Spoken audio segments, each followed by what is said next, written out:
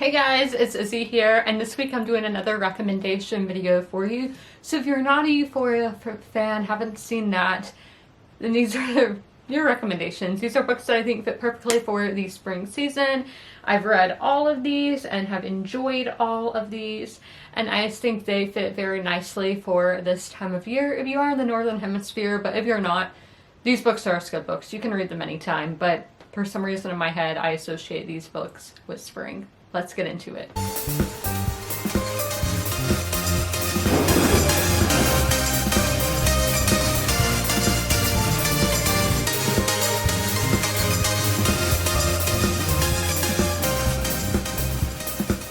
The first book I have is a historical fiction, and that is Ireland by Frank Delaney. Now this is a novel, but this is another book that, if you saw my last video, I talk about books that kind of read like short story collections. To be honest, that's what this reminds me of. So this is about an old traveler in Ireland, and he goes around telling stories, and it's stories basically from the start of history of Ireland all the way to like 1916, when is it called the Irish Revolution? I'm not sure what it's called, but stuff with Northern Ireland, that kind of thing. And this takes place, but it takes place in 1951 is when he is telling the stories. And we do have St. Patrick's Day this month, so I do think if you want to add a little Irish spark to your reading, Ireland would be a good one to pick up. This is one that I do want to reread. How I came about this book is actually kind of a funny story. So one of my friends, I don't know if it was in middle school or high school, he would bring this book to lunch every day, and for like a whole year reading this.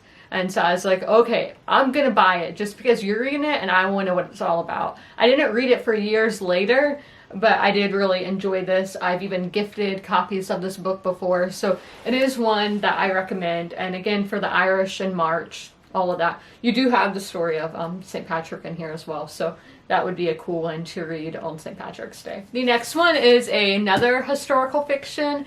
I think this one could go in springtime or maybe even October, because there are kind of some paranormal elements, very loosely. But this is The Clockmaker's Daughter by Kate Morden. As you can tell, we have some flowers and all on the cover. And I don't know, the setting, like English manor settings, just make me think of spring, which it can also make you think of October because Gothic vibes. But I've only ever been to England in spring and summer, so in my head, they're only going to look like that unless I go in winter one day.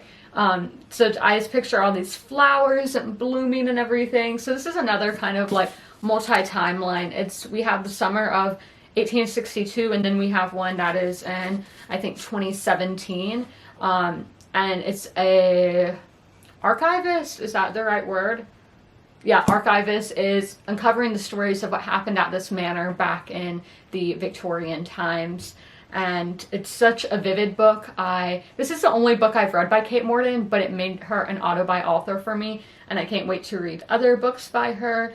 But as I said, I do think this would be good for spring or fall. So for our Southern Hemisphere friends, I do think this would be a nice one for you to pick up as well. I got in Book of the Month, and I really liked it. So then we have a fantasy. It's more magical realism and very light on that. This is a middle grade novel, and that is The Wish Stealers by Tracy Trivis. So I first read this book back when it first came out in 2011, when I was a preteen, all of that. Oh, 2010, but still, I was a preteen. But I read this back then, and then I reread it in 2020, 2020.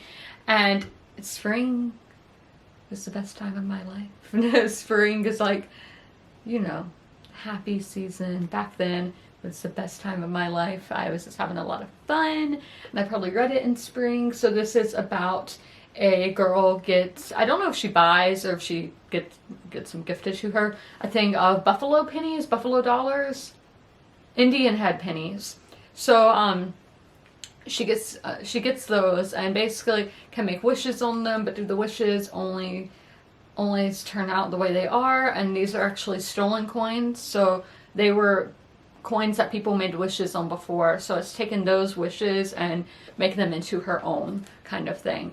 And I think this is just a really fun and cute novel. I do have a classic recommendation. I just forgot to get it off of my shelf, but Pride and Prejudice. We always have to bring out Miss Jane Austen here. I almost fell out the chair. Pride and Prejudice is one of my favorite classics, so I highly recommend it anyway. But again, with that English manor setting, and that was a book that I read in springtime, like all these books. I know I didn't read Wish Stillers in spring, but a lot of them I read in springtime.